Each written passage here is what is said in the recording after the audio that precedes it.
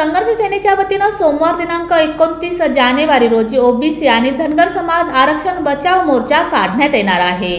महाराष्ट्र शासनातर्फे अनेक आयोगानं प्रगत ठरवलेल्या मराठा जातीला कुणबी प्रमाणपत्र देणं चालू आहे।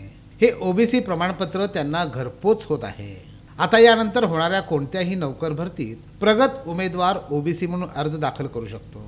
सत्ता त्यांचीच आहे। तसं एकही खरा ओबीसी म्हणजे तेली, माळी, नाभिक, सुतार, धनगर, लमाण, लोणारी, कोळी, लोहार, वंजारी, गोंधळी, कुंभार, मुरलीम, मर्याईवाले, शिंपी इत्यादी उमेदवारास नोकरीच लागलेली दिसणार नाही। याचा सर्वेसर्व विचार करून सोमवार दिनांक 29 जानेवारी रोजी सकाळी 10 वाजता सकल ओबीसी समाज व संघर्ष सेनेने सोलापूर येथे भव्य मोर्चाचं आयोजन केलं आहे, अशी माहिती यावेळी शेखर बंगाळे यांनी पत्रकार परिषदेत दिली। सकाळी 10 वाजता ओबीसी धनगर समाजाच्या भव्य मोर्चाचं आयोजन केलंय।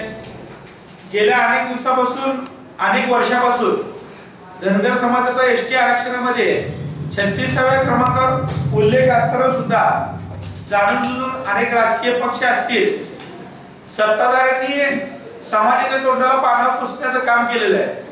अनेक आंदोलनं केली, अनेक मोर्चे झाले, अनेक निवेदनं देण्यात आली, परंतु कुठल्याही सरकारला या ठिकाणी धनगर आरक्षणाविषयी,